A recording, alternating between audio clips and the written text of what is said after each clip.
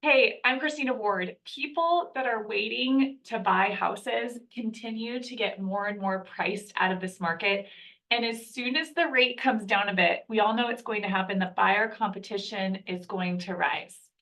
And I'm here today to do some math with you. So I'm going to do a hypothetical, but I actually want to do math on exactly your situation.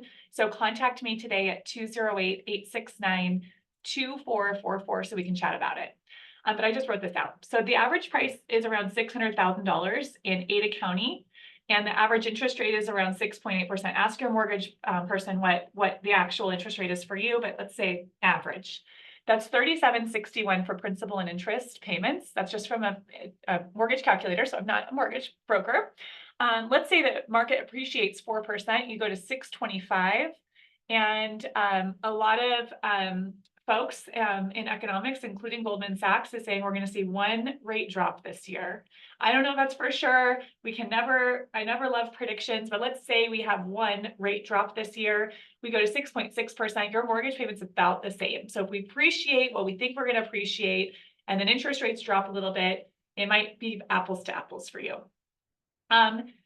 So my prediction is actually that we might not see appreciation. Well, what if we don't? Like the average appreciation is 4%, but we're not guaranteed to that every single year.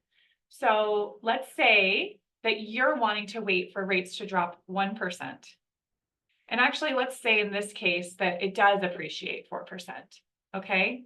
Especially if interest rates drop, right? We're likely going to see appreciation if interest rates drop. So let's say you say, I want to wait till our interest rates drop by 1%. Understandable, you want to save money. That actually gives you 10% buying power.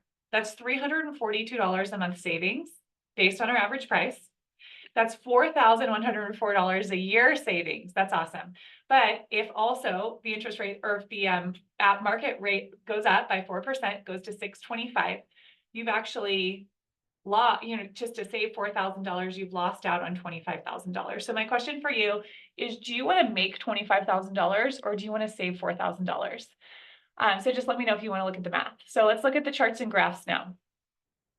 The average price, there it is, 607. So I just did 600 for easy math. We've gone up 2.9% this year so far. This is from January till the end of May. We're at 2.1 months inventory, so it's still a seller's market. Guys, it's still a great time to sell. We're not seeing those 20 offers on listings anymore, but we're seeing a couple offers on our listings, a little bit more choices for buyers, which is awesome.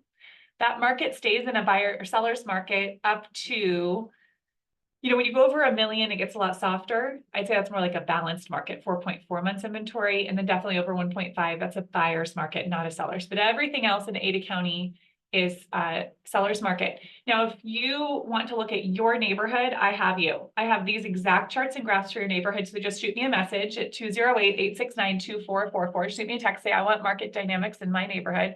Happy to send them to you.